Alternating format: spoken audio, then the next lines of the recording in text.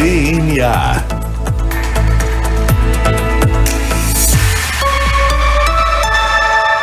Victoria de Bortoli e Cassiano Cavalheiro.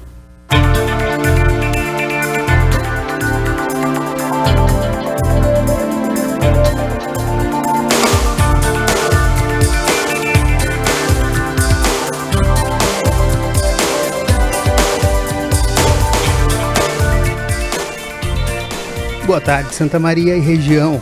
Grato pela companhia de vocês. Eu sou Cassiano Cavalheiro e eu sigo aqui com vocês até às 17 horas no DNA, a identidade da nossa gente. Muito boa tarde, eu sou a Victoria de Bortoli e nós convidamos você a conhecer um pouquinho mais da história de algumas personalidades que se destacam em diferentes áreas de atuação aqui em Santa Maria e também em toda a nossa região. E quem quiser interagir conosco, pode mandar uma mensagem pelo WhatsApp 99136-2472. Manda um alô para dizer de onde vocês estão nos ouvindo, de casa, do carro, do celular. E também manda um oi para o nosso entrevistado que a gente vai falar quem é já, né, Vicky? Isso, e para falar um pouquinho quem é esse entrevistado de hoje, a gente vai voltar para o ano de 1979. Cássio, o que acontecia nesse ano? Então, a Sony lançava o Walkman, o primeiro leitor de cassete portátil da história. Quem lembra daquelas fitas cassete, hein? É do meu tempo, vou me entregar aqui. Lançamento do álbum The Wall, da banda Pink Floyd, também foi no ano de 1979, um clássico do rock internacional. Neste ano morreu Alziro Zarur, jornalista, escritor e fundador da Legião da Boa Vontade. Por outro lado, nascem nesse ano o cantor Aidan Lavigne e também a atriz Juliana Paz. E aqui em Santa Maria, ou melhor, não sei se em Santa Maria, a gente vai saber agora que a gente vai investigar com ele. No dia 7 de julho de 1979, nasce o nosso entrevistado de hoje, o jornalista e nosso colega aqui da CDN, Rogério Kerber. Muito bem-vindo, Rogério. Muito boa tarde para vocês, é uma honra estar aqui, eu nunca me imaginei estar nesse espaço de entrevistado, mas é um prazer, olha, que honra participar do programa de vocês. A gente que tá feliz, né, Vicky, de com receber um colega. Com certeza. Hoje, trocando os lugares, né, Rogério? Exato, tu como entrevistado e não como apresentador. Confesso que eu não tô me sentindo muito bem, assim, tô um pouco tenso nessa posição. Desconfortável. Isso. Mas tudo bem, a gente vai te deixar bem à vontade. Para quem está nos ouvindo também, a gente explica que praticamente uma vez por semana, né, Vi, que a gente traz sempre um colega aqui da CDN para apresentar quem são essas pessoas que estão fazendo essa rádio que está aí no ar há um mês, né? Essa semana faz um mês que a gente está no ar. Hoje? Já recebemos exatamente hoje, né? Fizemos já com a Maristela Moura, que apresenta o Conexão. Fizemos com a Daniela Minello, que apresenta o Jogo de Cintura ao lado de outras meninas. Hoje agora, com o Kerber e nas próximas semanas também vamos trazer mais colegas para mostrar que equipe maravilhosa é essa que está compondo a CDN. Mas, Cassi, fala para os nossos ouvintes quem é o Rogério Kerber. Então, o Rogério Kerber é jornalista formado pela primeira turma de comunicação social em 2007 da então Unifra, né, que hoje é a Universidade Franciscana UFN. Em sua carreira, ele possui passagens por emissoras de TV do Rio Grande do Sul, rádios de Santa Maria e assessoria de imprensa. Em 2008, ele assumiu como repórter e apresentador da TV Pampa, em Santa Maria. 2 anos depois, ele integrou a equipe de reportagem da RBS TV Cruz Alta, na filial de Ijuí. Em 2011, passou a fazer parte da RBS TV Erechim. Em 2014, assumiu a função de editor do Jornal do Almoço da RBS TV aqui de Santa Maria. Em 2016, ele voltou para a reportagem, dessa vez na UFN TV, emissora da Universidade Franciscana. E hoje ele integra o time de comunicadores da Rádio CDN. E nesse um mês ele passou a ser a voz das madrugadas, né, Kerber? E agora já está expandindo aí os horizontes, já está durante o dia também, né? Conta pra gente já vamos começar falando dessa experiência recente. Posso só fazer um parênteses antes, na tua abertura?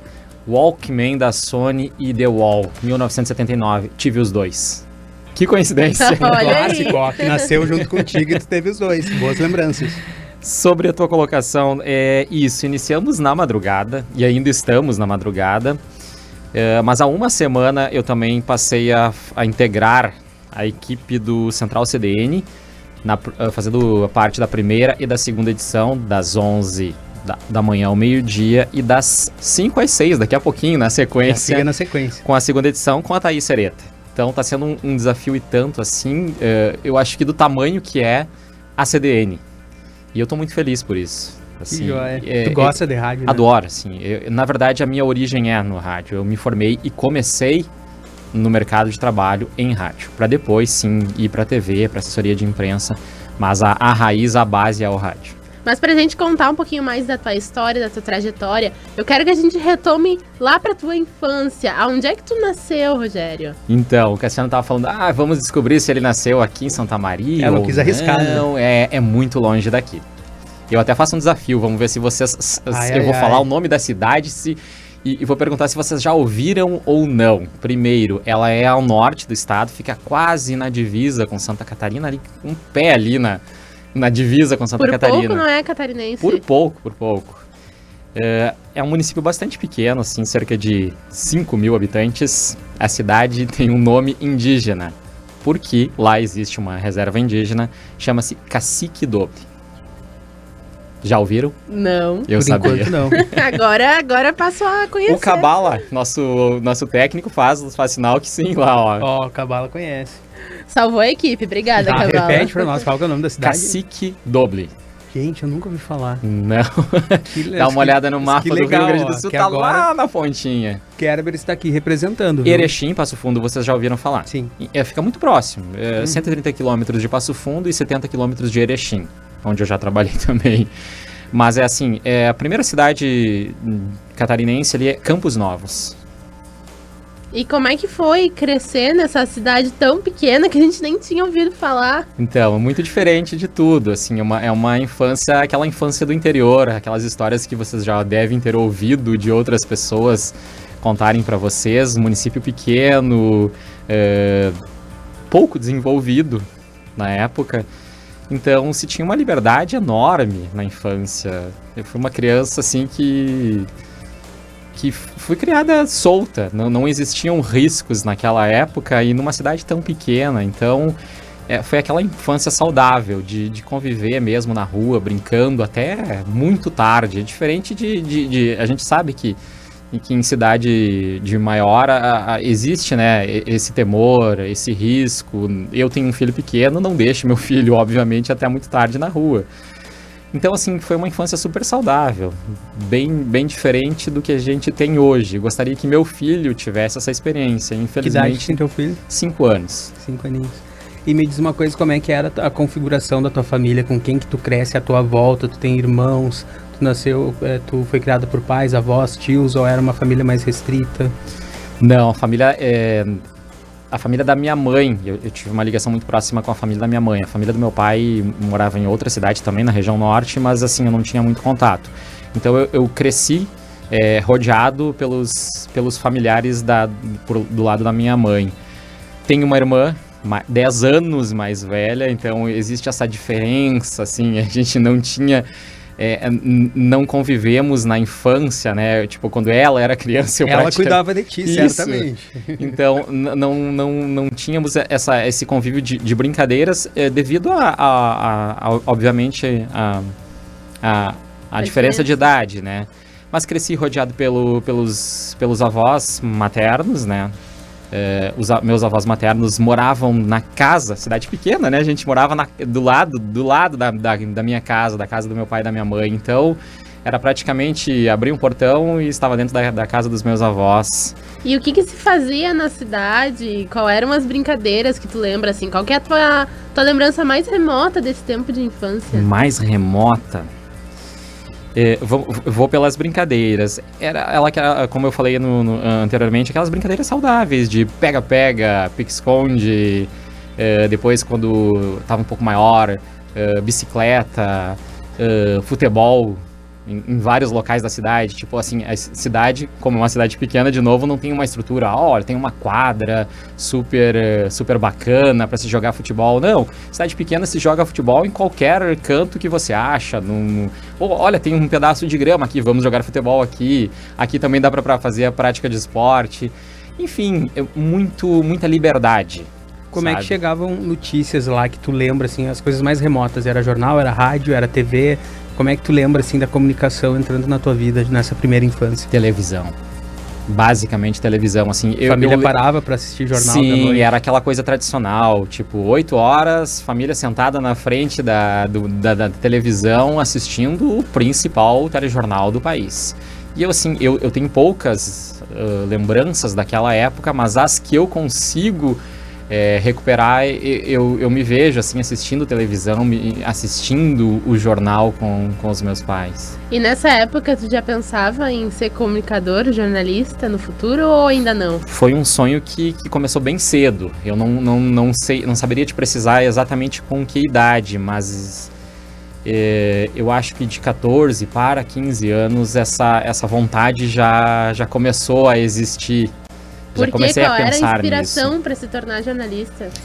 A inspiração, eu já contei essa história para um professor da Universidade Franciscana, eu não lembro para qual agora, eu acho que foi para o Bebeto. Eu sou uma pessoa que eu não sou muito ligado em esporte. Eu não, assim, tem colegas, né, que adoram esporte, que sabem datas de tudo. Você fala alguma coisa, time ou Olimpíadas, eles lembram as datas de cabeça, assim, coisa impressionante, eu admiro isso, eu não gosto, não é que eu não goste, eu não tenho esse lado para a cobertura esportiva, mas eu me lembro de que tudo começou numa Olimpíada, em que o Brasil estava super bem, no basquete e também no vôlei. E aí eu assistia diariamente a transmissão daquela Olimpíada e me lembro dos repórteres narrando, trazendo as informações do basquete, do vôlei. E era um jornalismo um pouco diferente, não era, naquela época não se tinha aquele VT fechado para TV, né, off, passagem sonora. Era muito que aqui no boletim mesmo do repórter entrava e aí, olha só, o Brasil acabou de sair de quadra agora. E aquilo me chamou a atenção. E o Rogério começou a brincar de ser repórter. Então o Rogério pegava um material lá e produzia um microfone de papel. Colocava uma bolinha em cima, fazia uma bolinha de papel, pegava uma caneta, por exemplo, e simulava o seu próprio microfone. Depois o Rogério foi além, pegou uma caixa de sapato, um rolo de papel higiênico e transformou numa câmera. E aí começou toda essa história, todo esse envolvimento com a comunicação que vem até hoje. Foi mais ou menos por aí. E até quando que tu fica na tua cidade? Em que momento que tu sai de lá para traçar novos rumos? Eu saio de lá em 1997, quando eu concluo o ensino médio. E em 1998 eu já estava em Santa Maria fazendo o cursinho para o vestibular. E aonde? Cursinho? Passei por vários. Não, aonde que tu sai de lá e vai pra onde? Eu venho pra cá porque aqui em Santa Maria tem, digamos assim, o segundo núcleo familiar por parte da minha mãe. Então, assim, várias irmãs da minha mãe moram ainda em Santa Maria e aquele menino lá do interior precisava correr atrás do sonho dele. Ele queria fazer comunicação e pra onde é que ele vai? Ele vai pra Santa Maria, tem toda a base familiar lá, vamos pra lá. Né? Embora estivesse muito mais perto de Passo Fundo. Mas daqui a pouco eu vou falar um capítulo também sobre Passo Fundo. Mas eu acabo vindo para Santa Maria, para fazer cursinho e tentar a faculdade de comunicação aqui. Fiquei vários anos por aqui e acabei não conseguindo ingressar no curso de jornalismo da Federal, porque naquela época ainda não se tinha o curso de comunicação da Universidade Franciscana, até então Unifra, né? Mas aí eu acabo, sim, e aí chega a cidade de Passo Fundo, eu acabo passando em jornalismo em Passo Fundo. Então eu começo minha faculdade na Universidade de Passo Fundo e não em Santa Maria. E justamente quando eu vou para Passo Fundo para iniciar a trajetória na comunicação, meus pais saem de Cacique Doble e vêm para Santa Maria. Nos desencontramos. Quando eu saí, né, quando eu precisei sair, eles ficaram lá. E quando eu estava aqui, acabei me transferindo pela terceira vez de cidade para Passo Fundo, eles acabam vindo pra cá. E quando é que tu volta pra Santa Maria pra finalizar o curso? E aí eu volto pra Santa Maria no segundo semestre. Eu ingressei em 2003 no curso de jornalismo da Universidade de Passo Fundo. No segundo semestre de 2003 eu acabo pedindo transferência para a primeira turma. E como é que foi ser aluno dessa primeira turma? Tudo novo, um curso novo? Foi um desafio enorme. Assim, não tínhamos estrutura, o curso estava iniciando. Vocês dois se formaram lá, né? Victoria, lembro, trabalhávamos até há pouco tempo na universidade. Prédio 13, entrada ali do campus do Conjunto 3. As salas ficavam no segundo andar, onde hoje funciona a estrutura do curso de Direito, acredito eu. Então, assim, era tudo muito improvisado, a coordenação do curso era compartilhada com o curso de Arquitetura na época. O curso estava dando os primeiros passos, não tínhamos infraestrutura, tínhamos uma equipe boa de professores. Mas foi um grande desafio, e o curso foi sendo construído com a evolução da primeira turma. Muitas coisas foram conquistadas ali, precisamos fazer reivindicações, não tínhamos estrutura de TV, não tínhamos estrutura de rádio, por vezes a universidade locava alguns estúdios para que a gente pudesse fazer as práticas, câmeras e equipamentos chegando e a gente já quase finalizando a disciplina que precisava daquele determinado equipamento, mas foi um aprendizado, eu acho que tanto para nós, alunos da primeira turma, quanto para os professores que também estavam iniciando nessa jornada. Que hoje é totalmente diferente. Totalmente a diferente. UFN tem uma estrutura, né, de rádio, TV, oferta, assim, N possibilidades para os alunos, né? Uhum. O papo tá bom, mas a gente vai para um rápido intervalo e já voltamos.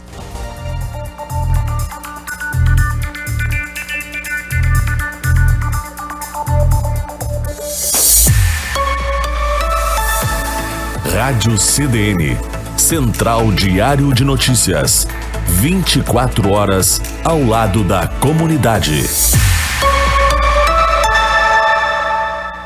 Moa Arquitetura agora também é engenharia e construção. Projetos residenciais, interiores e comerciais. Telefone 3304-1424. Visite o site moaarq.com. Moa Arquitetura, engenharia e construção. Com o pronto atendimento virtual 24 horas da Unimed Santa Maria, você pode fazer consultas adultas e pediátricas sem sair de casa, pelo seu plano de saúde, Unimed Card, Uniped ou particular. É só acessar o app do Hospital Unimed Santa Maria no seu smartphone e seguir os passos na tela. É rápido, fácil e na hora que você precisa. Baixe o aplicativo e conheça essa novidade. Taslo Bar, palco de excelentes shows ao vivo, festas e eventos. Nossa carta de drinks preparadas com ingredientes artesanais proporciona uma experiência única de sabor.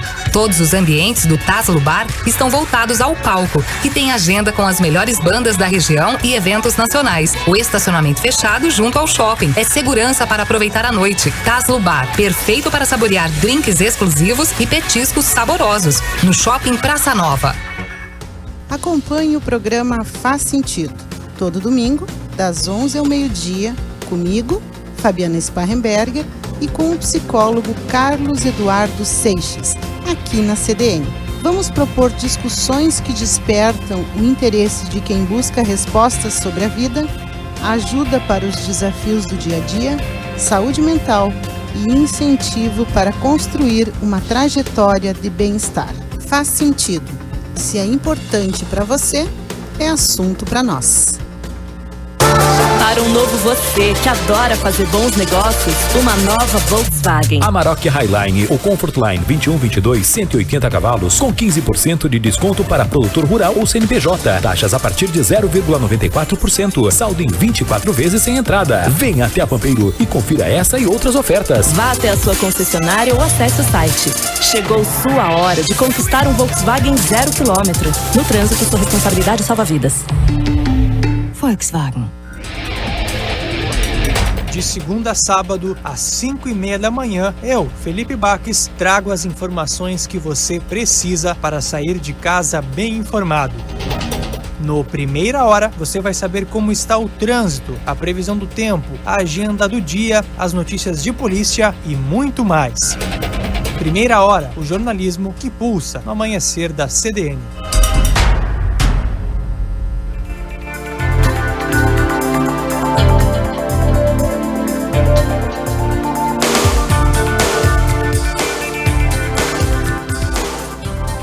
Estamos de volta com o DNA, a identidade da nossa gente.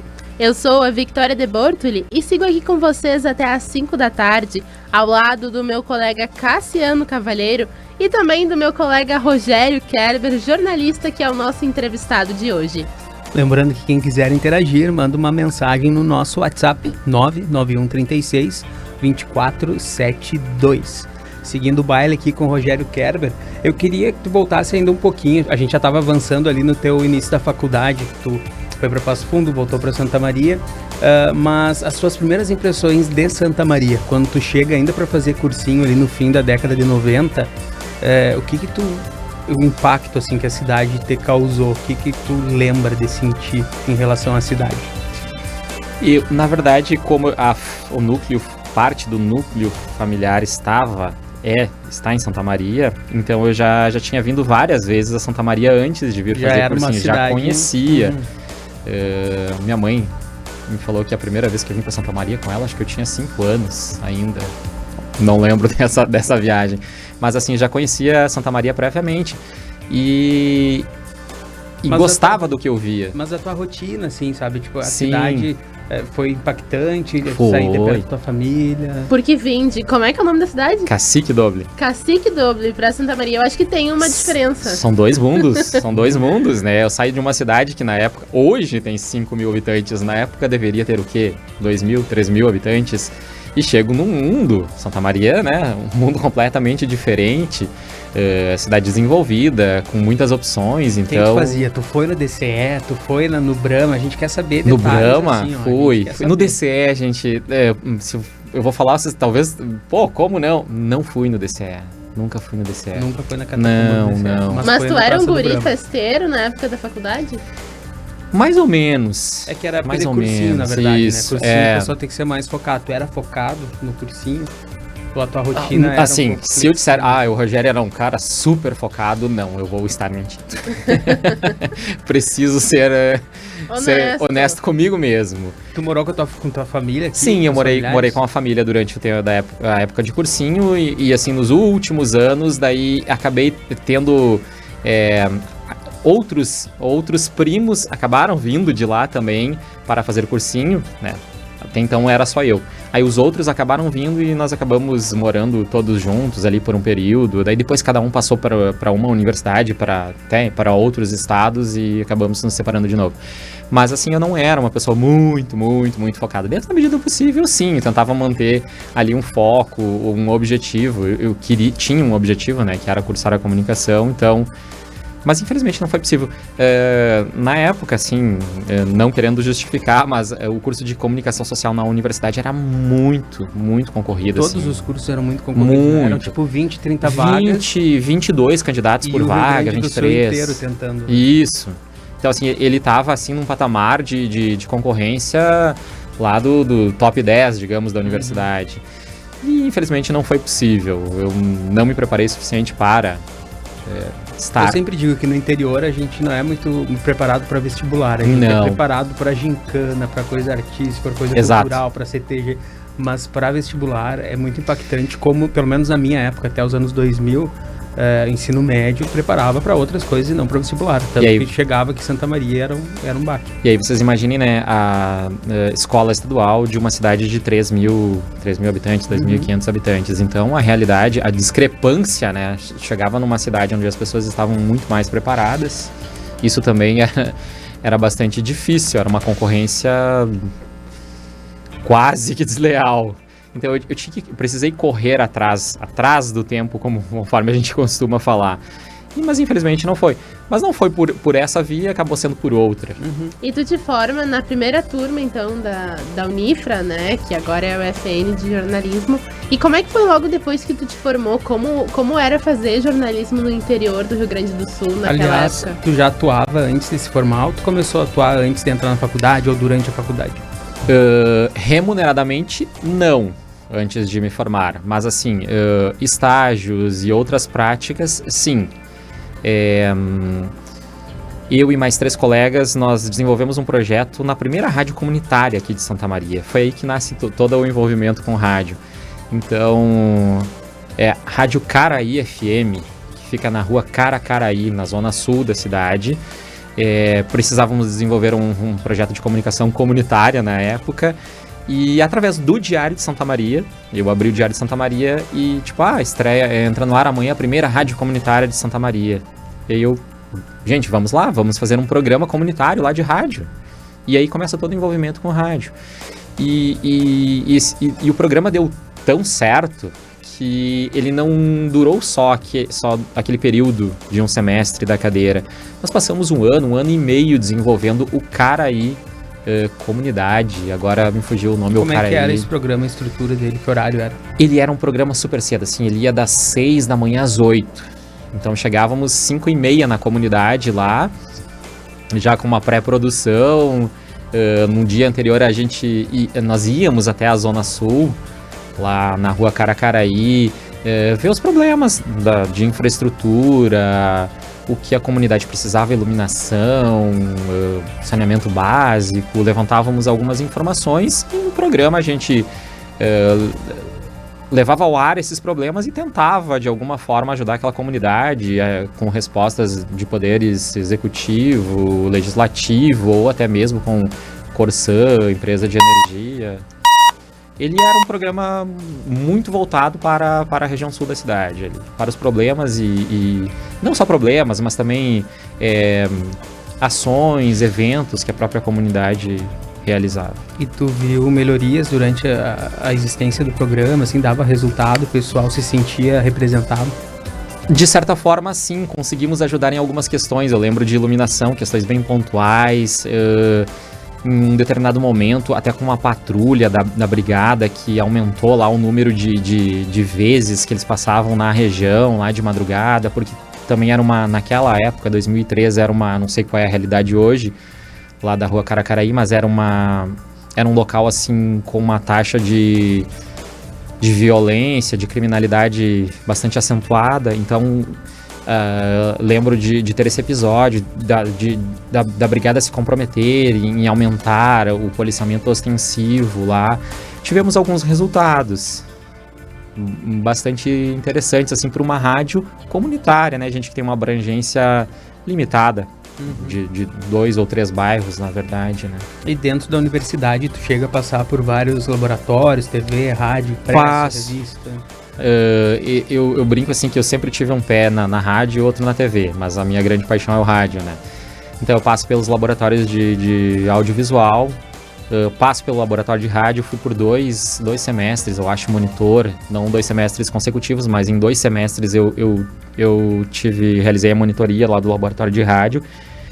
E também, neste período, acabo implantando um outro programa lá no laboratório de rádio, também na Caraí, que nós fazíamos uma espécie de uma síntese noticiosa à noite, no intervalo, enquanto estava rolando o intervalo na faculdade, a gente estava fazendo uma síntese noticiosa ao vivo lá dos estúdios do laboratório de rádio da universidade para a Rádio Caraí através de linha telefônica, assim. Então foi uma outra experiência bem legal, assim.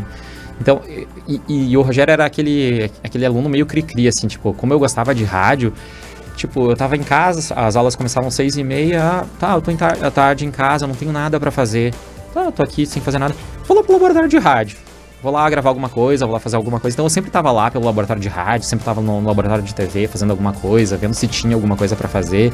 Eu tinha essa ânsia de querer fazer um pouco além ali do que a disciplina exigia, porque era coisa que me cativava, sabe? O rádio me cativava, a TV também, então eu queria ir um pouquinho além. E logo que tu te forma aí, como é que foi esse começo, de fato, né, profissionalmente? Como é que era fazer jornalismo nessa época? Nessa época, acho que a grande dificuldade era a questão de vagas de emprego, assim. Eu lembro de ter me formado e ter passado, assim, pelo menos 6 meses tentando uma oportunidade aqui em Santa Maria. Não foi muito fácil entrar no mercado de trabalho em Santa Maria, principalmente no rádio. Existiam várias emissoras AM, né, ainda, hoje só temos uma emissora AM, mas assim, não era um veículo com uma grande abertura, assim, que as rádios estavam dispostas a receber uma pessoa que estava saindo da universidade cheia de vontade de trabalhar e com propósitos e objetivos, assim. Mas com um pouco de insistência, eu sempre fui insistindo e batendo na porta das rádios. Eu acabei tendo 2 experiências, uma delas com o Alexandre de Grande, nosso colega aqui também da CDN, na Rádio Santa Mariense, e tem uma passagem também pela Rádio em Membuí. E tu vê que esse cenário mudou ou continuou mesmo nos dias de hoje para quem está se formando, para quem se formou há pouco? Ainda existem poucas oportunidades em Santa Maria, na nossa região? Como é que é para um recém-formado entrar nesse mercado do jornalismo hoje? Eu avalio que mudou, e mudou para melhor. Eu acho que existem mais oportunidades hoje e elas... por exemplo, aqui mesmo... Estamos recebendo 3, já recebemos 1 e vamos receber novos colegas, né, da universidade nos próximos dias.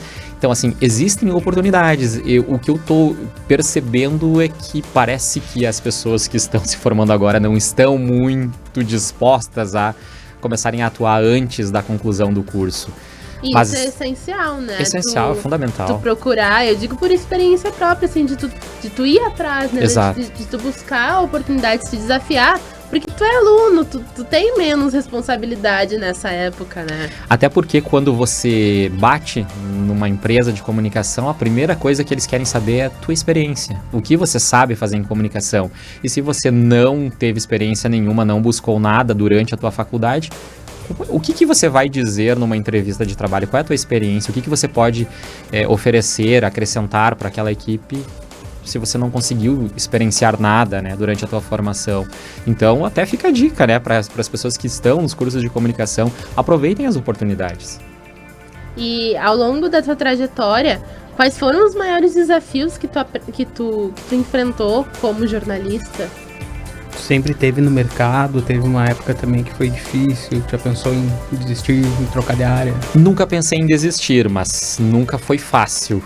Nunca foi fácil. Desde as primeiras oportunidades em TV também, foram várias tentativas, muitos currículos, vários freelancers. Numa época que ser freelancer em TV era muito difícil, assim. Eu fiz freelancer em 3 cidades. 2 vezes em Erechim e 1 vez em Uruguaiana. E naquela época, assim, as empresas, tipo, queriam que realmente você mostrasse, que você comprovasse por que você estava ali. Então, assim, o freelancer era aquela pessoa, assim, que tinha hora para entrar na emissora e não tinha hora para sair. Eu lembro de ter feito coberturas na televisão, enquanto freelancer, de 15 horas. Mas as pessoas precisavam comprovar que elas eram capazes para futuramente, quando surgisse uma vaga de efetivo, serem chamadas ou lembradas pela emissora, pelo grupo. Então não era uma fase muito fácil, mas também, ao mesmo tempo que era desafiador, era muito interessante, assim, porque o aprendizado era enorme, sabe? Você trabalhava X horas, mas assim, ao lado de pessoas com uma experiência em TV, no caso, especificamente, assim, que realmente, assim, num dia de trabalho, assim, você chegava em casa e, nossa, quanta coisa eu aprendi hoje, que bacana. Eu assim, eu guardo nomes de profissionais até hoje que fizeram a diferença e fazem ainda a diferença na minha formação e na minha vida profissional. Que bacana. E, Kerber, a gente tem aqui no nosso programa um quadro que se chama Diagnóstico, que são especialistas em Rogério Kerber que vão dar um diagnóstico de quem é essa pessoa. E eu quero pedir para nossa técnica rodar o nosso primeiro depoimento. Eu e Rogério fomos colegas de trabalho durante um tempo e nossa rotina era bem próxima. Um profissional muito dedicado, exemplar, disciplinado, e a gente dividiu boas histórias do jornalismo.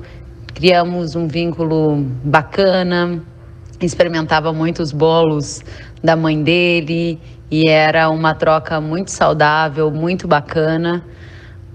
A vida fez com que cada um fosse para um lado e isso não muda nada o sentimento de bem-querer que eu tenho pelo meu querido amigo. Uma honra poder estar aqui hoje no programa falando bem de você, Rogério. Sinta-se abraçado. Tenho ótimas memórias da nossa amizade, do nosso convívio no jornalismo, na nossa profissão. E eu desejo muita saúde, muita prosperidade para você, para sua família. Fica bem, meu amigo. Um abração. De quem é essa voz? Pô, vocês já me fizeram me emocionar já no primeiro depoimento, gente. Esse é o objetivo. Essa voz é de uma amiga queridíssima, Kellen Severo.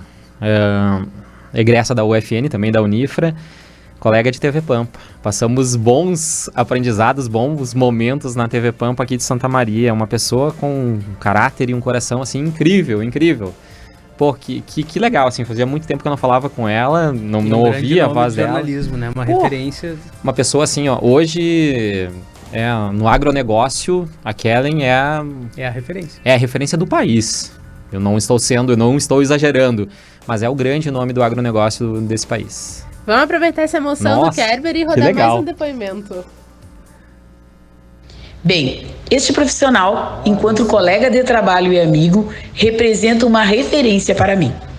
No trabalho, profissional criativo, inovador, minucioso e rigorosamente metódico, se mostra destaque na área da comunicação.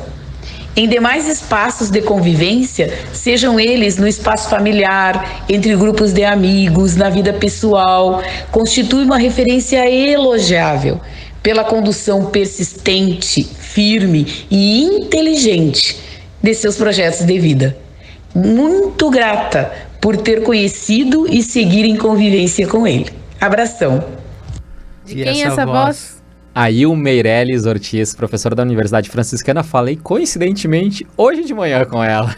Mas ela guardou bem o segredo do áudio. Guardou. Não, estávamos falando sobre um outro assunto aleatório qualquer que não tinha nada a ver com o programa. Que bacana. A gente vai para mais um rápido intervalo e já voltamos.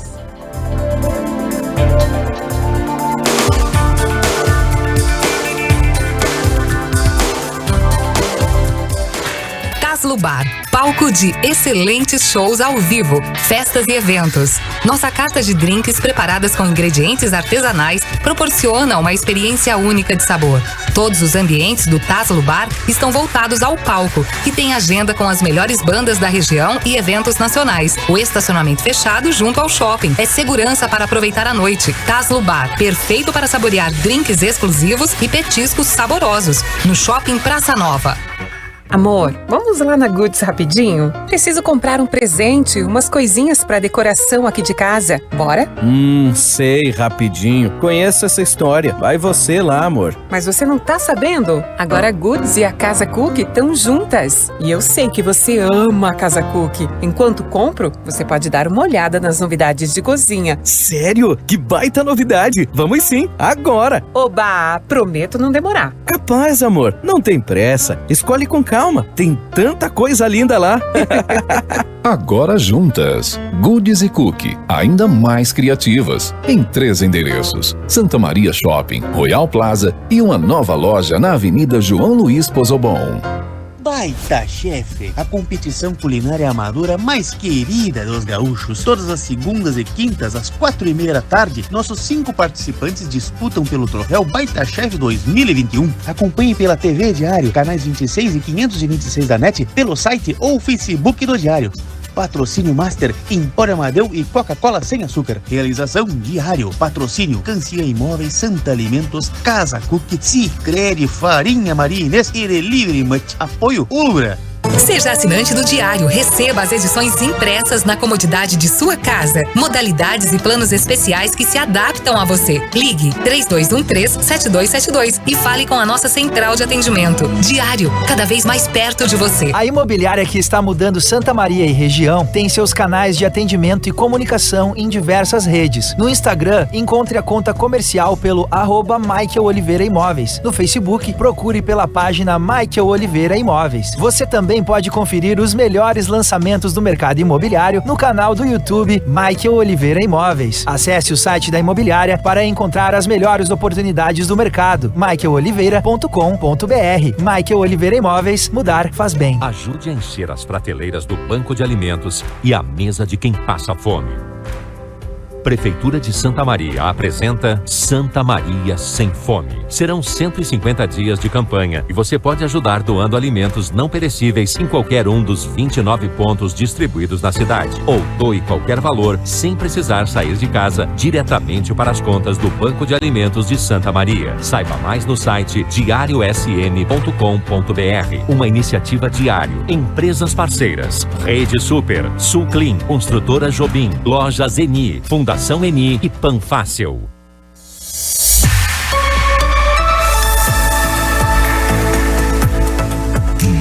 DNA.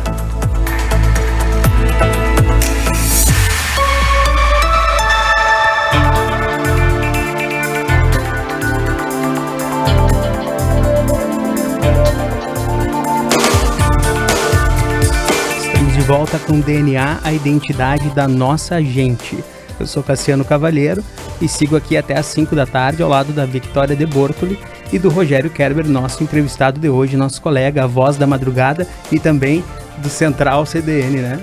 Primeira e segunda edição. Ele nem vai sair do estúdio, Não. né? Ele vai continuar aqui já informando aí todo mundo. E lembrando que quem quiser interagir com a gente, quem estiver acompanhando, manda um recadinho no nosso WhatsApp 55991362472. Vamos começar o nosso último bloco com o quadro Raio X, Cassi? Vamos lá. Nosso raio-x é um eletrocardiograma que a gente faz aqui em relação ao seu coração. Queremos saber intimidades do coração de Rogério Kerber. Vamos lá. Mas calma, não é essa intimidade, tão intimidade. É em relação ao coração do Rio Grande. O que te mantém em Santa Maria? Família. Proximidade com a família. Foi o que te manteve? Emprego. Uma trajetória profissional que eu já venho construindo há algum tempo por aqui. Basicamente isso. E o que Santa Maria significa pra ti, Kerber? Significa a virada de tudo, o começo de tudo. A realização do sonho do menino que sai lá de Cacique Doble, a quase 500 quilômetros daqui, 480 quilômetros daqui de Santa Maria. Uma longa viagem. Uma longa viagem para a realização de um sonho profissional. E quais são os desafios de atuar no jornalismo aqui em Santa Maria? Uma ótima pergunta. Eu acho que não só em Santa Maria é o desafio do jornalismo. O jornalista ele é desafiado em qualquer outro lugar. Principalmente hoje, numa época onde tenta-se desvalorizar tanto a profissão do jornalista. Principalmente com a veiculação de fake news, histórias inverídicas sobre inúmeros assuntos. Então isso é um desafio diário, porque o jornalista, até então, até um certo período, apenas contava histórias, narrava fatos.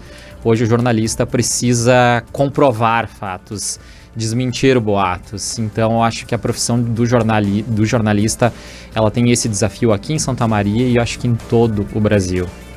E por outro lado, o que tem de bom em atuar aqui em Santa Maria, nessa área? Poder contar a história da região, poder conhecer as pessoas que fazem Santa Maria, que ajudam no desenvolvimento de Santa Maria. E por falar em contar histórias, teve alguma cobertura, alguma história que tu contou durante tua carreira que te marcou? Teve duas pelo menos, não necessariamente aqui em Santa Maria. Uma no norte do estado, que foi um caso bastante marcante. Na época, eu sempre fui repórter de TV, eu nunca fui apresentador. Mas, naquele ano, eu estava apresentando o telejornal da noite, porque a colega, a apresentadora oficial, estava em férias. E eu me lembro de estar na redação, ter terminado o telejornal. Terminou o telejornal, vamos lá para a redação, vamos apurar algumas coisas, fazer ronda, ligar, falar com quem precisa para encerrar o dia. E quando eu sento no meu computador, sento o editor do lado, o cinegrafista que estava comigo no telejornal, toco o telefone, era uma ligação da Brigada Militar de um município, se eu falar o nome agora eu corro o risco de errar, mas próximo a Erechim, um município pequeno, lá da região de cobertura de Erechim, e o soldado nos informava que havia acontecido uma tragédia na quadra de uma escola do município, de uma escola estadual lá daquele município. Era um dia como hoje, assim, final de tarde, nublado, chovendo, e os meninos haviam ido, aquilo que eu falei lá na minha infância, haviam entrado, era período de férias, haviam entrado na quadra da escola para jogar futebol, e choveu muito, estava chovendo muito naquele momento, e eles encostaram na tela da quadra, e a tela estava energizada, e 2 meninos acabaram morrendo. Então foi uma cobertura, assim, muito difícil.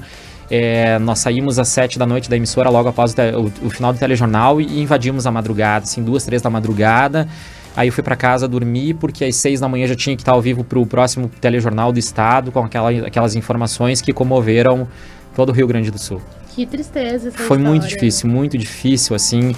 Foi uma cobertura dolorosa de se fazer, né? 2 meninos, acho que um era na faixa de 11, 12, 13 anos.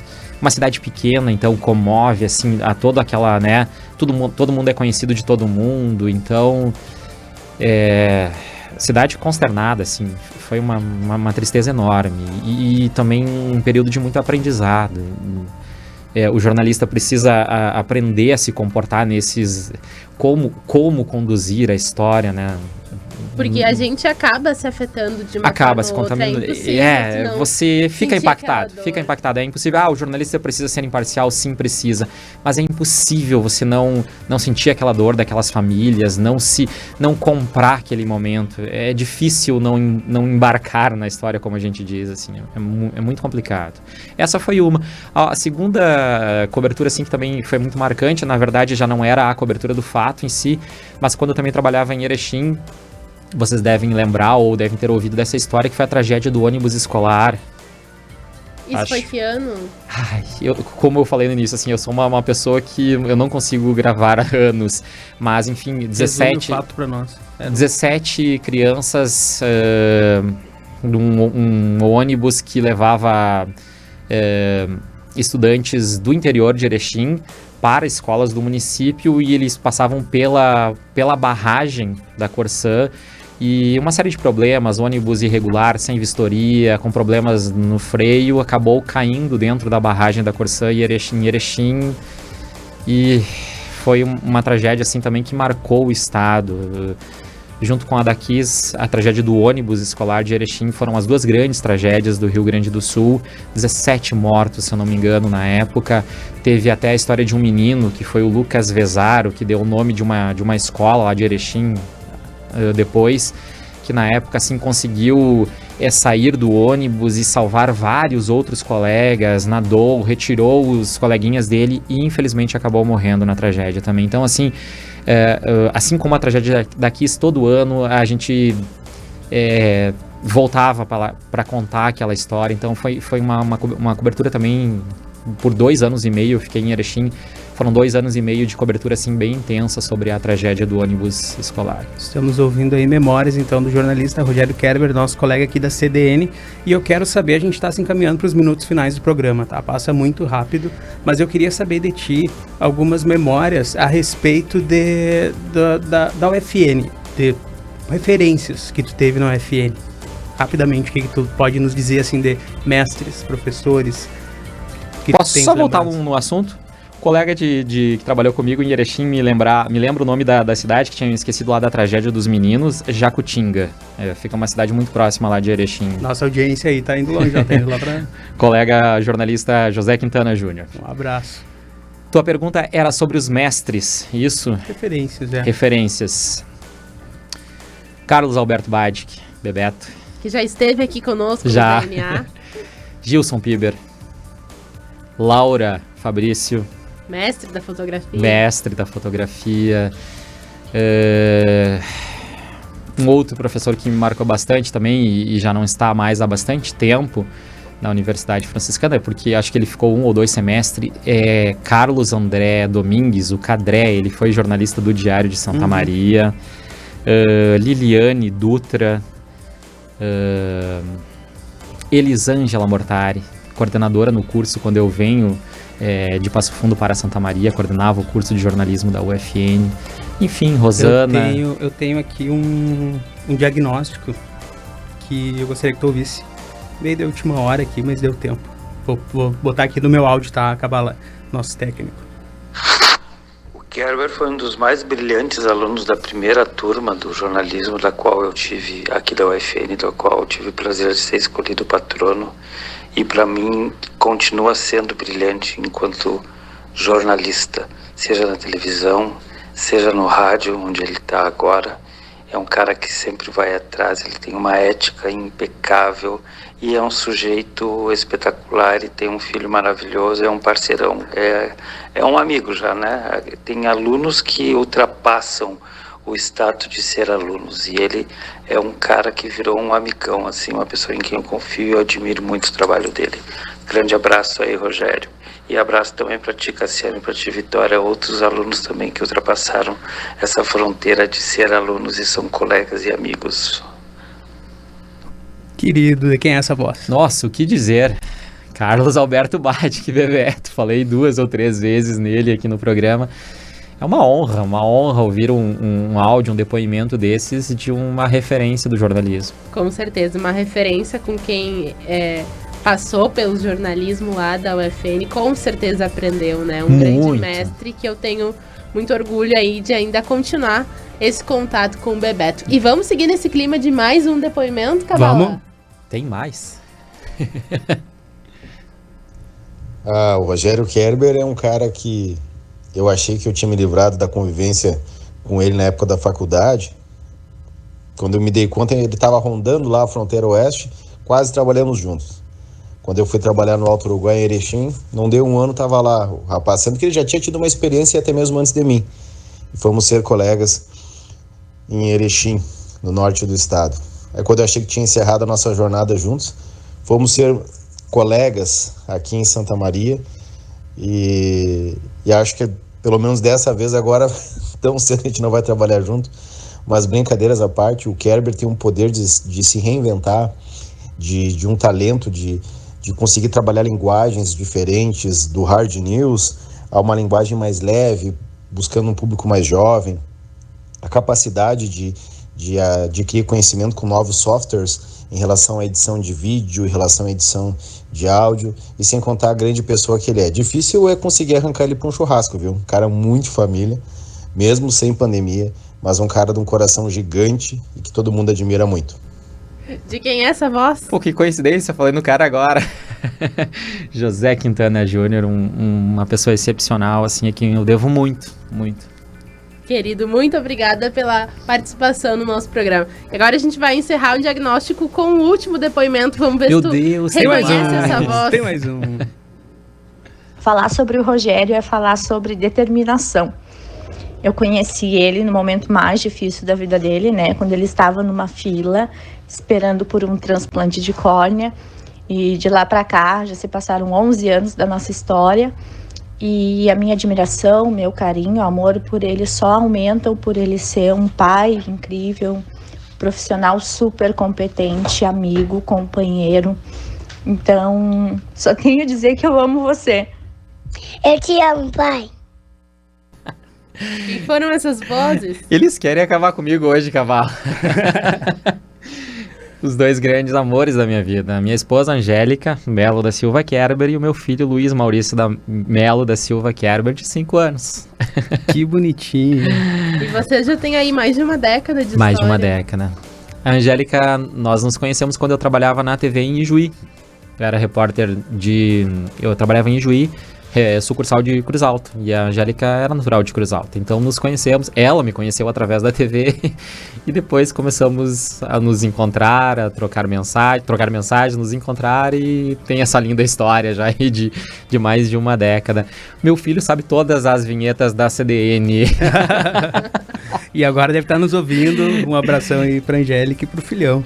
Gente, vocês acabaram comigo hoje. Tô emocionado. Como é que eu vou entrar agora no Central CDN assim, ó? Agora, toma uma água, agora tu vai ter recompor. Gente, o Rogério aí emocionado, mas muitíssimo obrigado, assim, eu só tenho a agradecer. Nossa missão, né, Vicky? Emocionar as pessoas, homenagear as pessoas. Mas uma colega nossa falou esses dias na redação que a gente deve chegar ali na redação e apertar o botãozinho. Hoje conseguimos fazer alguém chorar, então hoje a gente já pode apertar esse botãozinho. Mais de uma vez.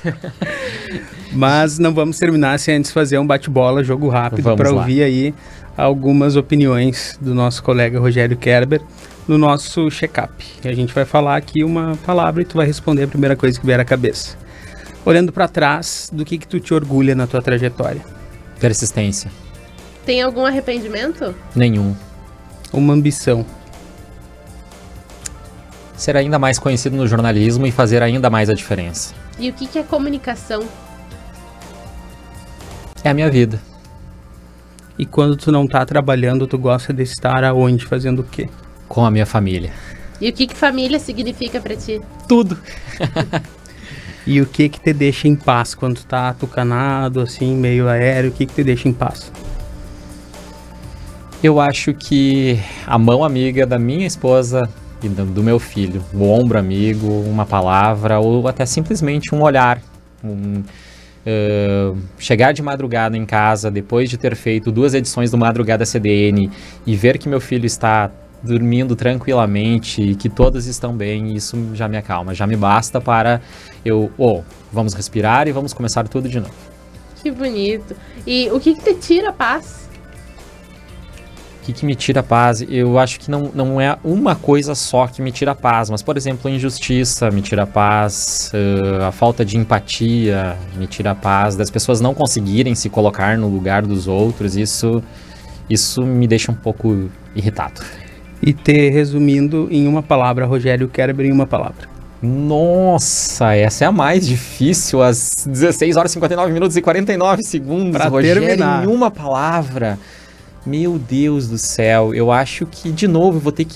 eu vou ter que repetir persistência. Por favor, melhor do que deixar o nosso ouvinte na expectativa. Persistência sempre. Que legal, então esse foi o nosso DNA com o Rogério Kerber, que segue agora na Central CDN junto com a Thaís Sereta, e muito obrigada por compartilhar um pouquinho da tua história com a gente, com os nossos ouvintes. Eu que agradeço a vocês dois, muito obrigado pela produção, pelos belíssimos depoimentos e pela condução maravilhosa. E grato pela parceria dos ouvintes. Até amanhã, a gente volta com mais DNA. Até amanhã.